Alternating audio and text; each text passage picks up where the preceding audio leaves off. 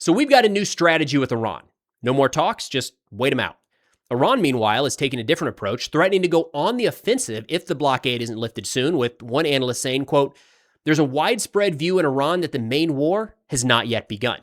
Now, this comes alongside new intelligence suggesting that the IRGC used the ceasefire during the Memorandum of Understanding to send weapons and advisors to a number of their proxy groups throughout the region, encouraging them to carry out attacks against the United States and or Israel should the fighting resume. And a key component here is many in the IRGC's senior ranks view the resumption of the war not as a matter of if, but when.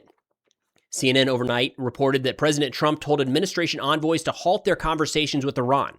Additionally, White House officials have recently communicated to political allies that they are shifting their strategy from hammer Iran ASAP to strangle them over time. Maybe it will work. Blockades can be incredibly damaging to a country, as can economic sanctions. Personally, I'm a little bit skeptical that this is going to be enough to actually accomplish any of our war aims in Iran, which we still seem to be having a bit of a debate about. More on that here in a second. The Vice President and the President not exactly on the same terms, but here's the deal. The sanctions and the blockade can do a lot of damage. They do more damage over time. Will they bring Iran to the negotiating table? Maybe. That appears to be the approach right now. Just sit back and wait. Will they be enough to have Iran voluntarily give up all of their enriched uranium and guarantee that they'll never pursue a nuclear weapon, stop arming proxies and give up their missile program and all of that and more, and not interfere in the Strait of Hormuz? I'm a little bit skeptical. All right. Iran has already been dealing with pretty significant sanctions for a long time. And of course, we have examples around the world where sanctions alone are enough to kind of influence behavior, but not enough for a country to give up what they view as kind of critical for their own survival. And with Iran right now, that is their missile program, their proxies, their nuclear program, and the Strait of Hormuz. Now, alongside this, just waiting to see if Iran will eventually break, we have the challenge that the attacks haven't stopped. In fact, they've picked up here in recent days. The Wall Street Journal reported that the 14th vessel was hit so far in August just last night. That means that's between the Strait of Hormuz and the Bab el-Mandeb Strait, so the Iranians and the Houthis firing at ships. We're approaching the number of all of July, so the attacks are increasing by a couple different metrics there. And one of the issues is our regional allies are getting concerned. They like the fact that we're talking about talking and finding some negotiated settlement, but they believe the lack of U.S. response here is actually encouraging Iran to increase their attacks. And that's important. 14 different ships attacked so far in the month of August, 0 U.S. retaliation, which has emboldened Iran to where, at least publicly, they are threatening to go on the offensive. Now, Reuters just reported from an Iranian official saying, quote, "Iranian entities must be prepared to escalate tensions in the Strait of Hormuz and the wider region," adding that Tehran would conduct a timely and precise military attack to break the U.S. naval blockade if diplomacy failed.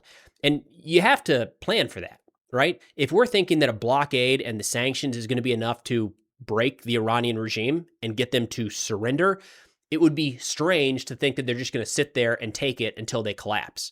We've already seen that they have the ability and the no qualms in attacking our allies or U.S. bases in the region. Why on earth would they just sit there and let this blockade play out? Now, can they do something to force the U.S. Navy to withdraw? I guess we'll have to see. But for Iran to say they're going to go on the offensive and try to break that blockade should be expected. Now, I'm going to be straight with you guys, and no pun intended. It's not clear that the U.S. has had a coherent strategy with Iran since the day the war began. So, yes, they're announcing a new strategy of stepping back and waiting to see what happens, but we've been all over the map from day one. And technically, this is a strategy that just kind of came about yesterday. So we'll see.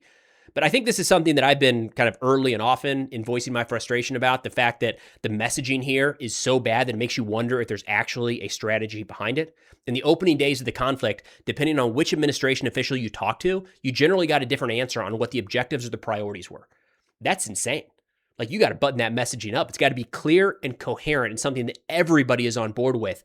Again, the day after it began, that was pretty wild to see. It's still happening right now, like this week, with the vice president, with the president, and the lead negotiator to Iran. So just a few days ago, Vice President Vance said the number one priority for the United States right now is opening the Strait of Hormuz. Number 2 is making sure that Iran doesn't have a nuclear weapon, which feels like we've changed priorities in this conflict. Again, so we are shifting strategies, but I just want to be clear that I'm not entirely confident we have a strategy we've been pursuing from the beginning. To give you an idea of the chaos here, here's Vice President Vance just a few days ago talking about our priorities in this war. That's goal number one. Keep oil and gas cheap for Americans all over our country.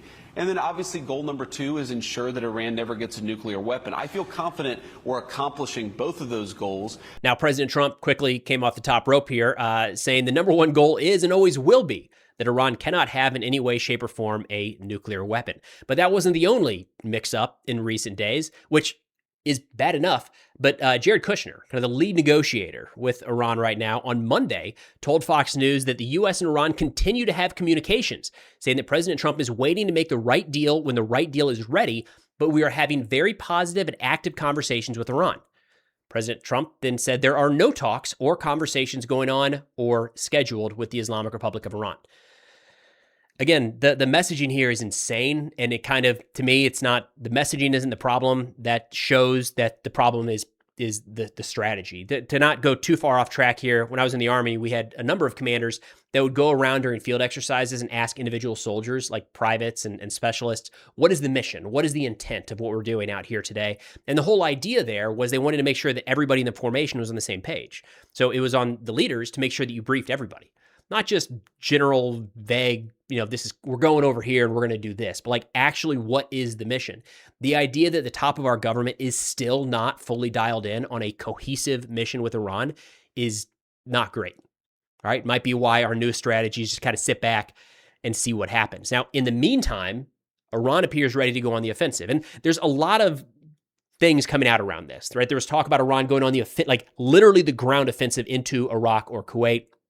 That's not going to look like what you think. It's not going to be, the Iranian military marching across the border, driving tanks across the border. That is to their disadvantage. They'd be hit pretty early and often.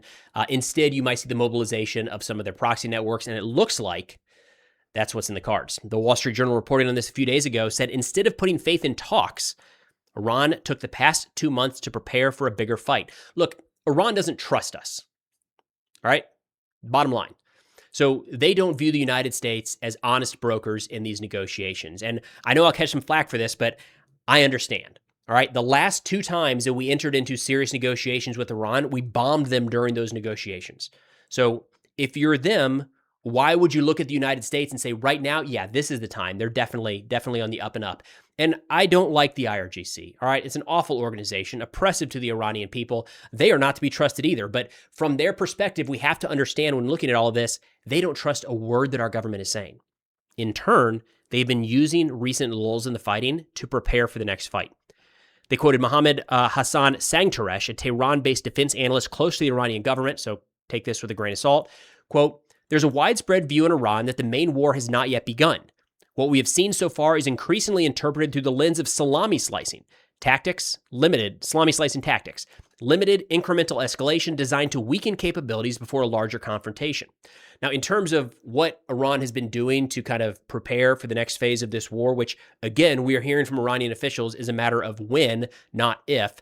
The Wall Street Journal says their efforts include giving the powerful Islamic Revolutionary Guard Corps more control of the country's regular army, appointing hardened veterans of the war with Iraq and past internal crackdowns to key posts, expanding domestic counterintelligence operations, and ramping up production of missiles and drones. They say the leadership quickly seized the initiative, attacking ships to tighten Iran's grip on Hormuz and expanding the battlefield to the Red Sea, which Saudi Arabia has used to get around Iran's chokehold on the Persian Gulf.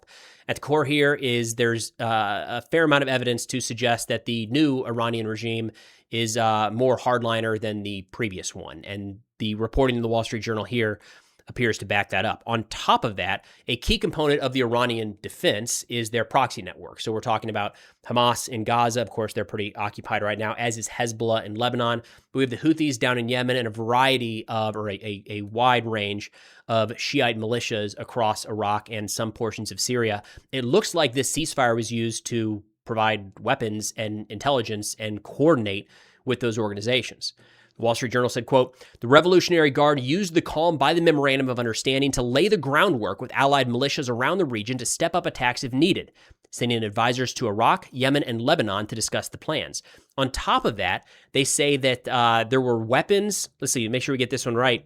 The Revolutionary Guard supervised deployments of missiles, naval weapons, and drone launchers to positions overlooking the Red Sea, also provided the Yemeni militants, the Houthis, with intelligence, target lists, including Saudi ports and energy facilities, and advice on sheltering from Saudi retaliation. this is a key component of the Iranian defense, the axis of resistance. That's how they operate.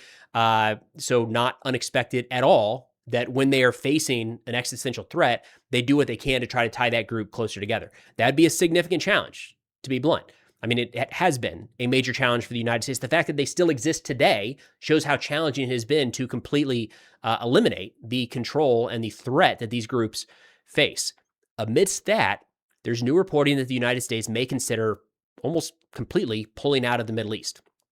And something I want you to keep an eye on here is this is one of the Iranian demands. With the opening of the Strait of Hormuz, there's a number in there about lifting all sanctions, removing the blockade, but one of them is a full withdrawal of U.S. forces from the Middle East. Keep that back in mind.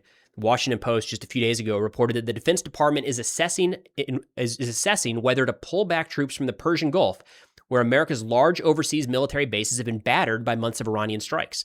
The damage to these facilities has prompted a once-in-a-generation chance for the Pentagon to reconsider its presence in the region. The Defense Department has already signaled that it might not rebuild its bases as they were before the conflict. The discussions have also involved Admiral Bradley Cooper, the head of U.S. Central Command, who supports deliberations about potentially moving U.S. troops west from the Persian Gulf, according to a U.S. official. I saw some reporting in recent days. People were shocked to find out that our base in Bahrain had been hit by Iran. What? We had real-time footage of those drones and at times missiles impacting U.S. bases throughout the region. Of course they're heavily damaged. We've shown the satellite imagery of what happened to those bases. The idea that people today, 6 months into this conflict, are surprised that U.S. bases were hit is a little bit shocking. But either way, we do have folks inside the administration right now that would like to see a bit of a consolidation of U.S. forces moving back from some of these overseas locations. Now we have bases that are being destroyed. Iran talking about going on the offensive, attacking some of these areas. Should we decide to re-engage with the fight or maybe move troops back into some of these bases? It's pretty dynamic right now. Again, this comes amidst a U.S. change in strategy of just waiting to see if the economic sanctions play out, of which I am a little bit skeptical, to say the least. But that's all we got for now. Thanks for watching, and I'll see y'all next time.